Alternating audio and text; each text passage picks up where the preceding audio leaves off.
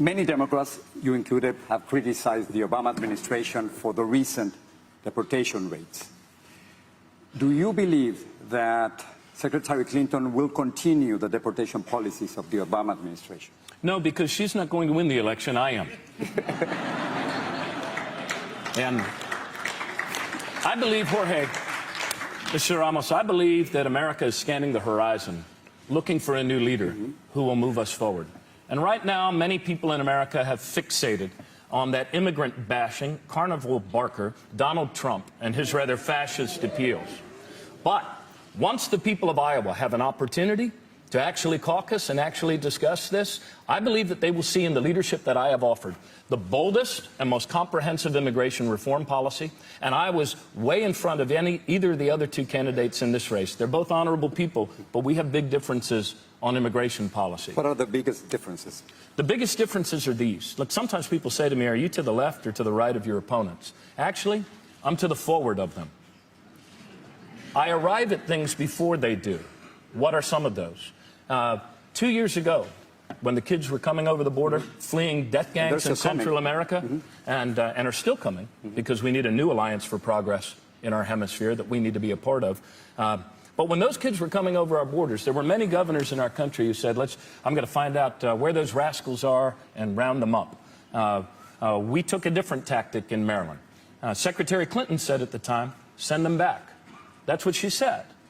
I, as a governor, brought together faith leaders from all over our state, and we were able to accommodate, not in detention camps, not behind chain-link fence, but in foster homes, 5,000 kids, which was more per capita than any state in the Union. Furthermore, I have called for an end, a long time ago, I called for an end to the shameful practice we have of these for-profit prisons. Awful public policy in the United States, and I believe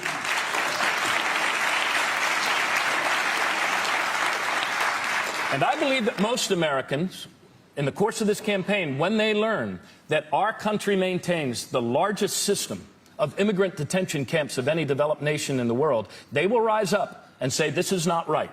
So let me be clear. You would not deport children from the United States? No, I believe the goal should be, I believe that the enduring symbol of our country is not the barbed wire fence.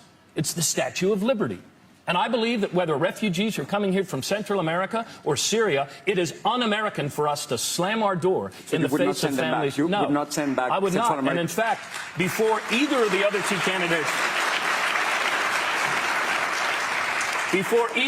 two candidates in this race, I called for temporary protective status for those that are coming here from Honduras and El Salvador and Guatemala, the Northern Triangle countries. Look, we need to work with those countries and other countries in our own hemisphere to push back against the drug gangs and the death gangs that are threatening to make nation states fail in our own hemisphere. But if they're listening to you right now in Central America, they might be thinking, if he becomes president, if you become president, it's an open border. No, it's not an open border. Because he won't deport us. That's what they might be thinking. No. Are you sending the wrong message? Look, the message is this.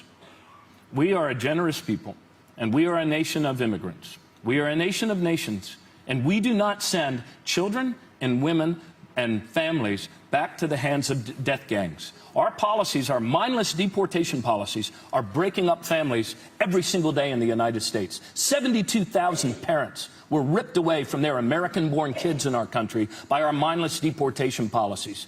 Just because it's government doesn't mean there's only one speed, on or off. I guess that's two speeds. But look, our policies should be about keeping families together, yes, protecting our borders, yes, protecting public safety, but no, we need to return to our true selves and act like Americans. And Americans, whether it was in 1939, whether it's today, we should never be sending women and children back to death gangs. And so I've called for an end to these mindless deportations.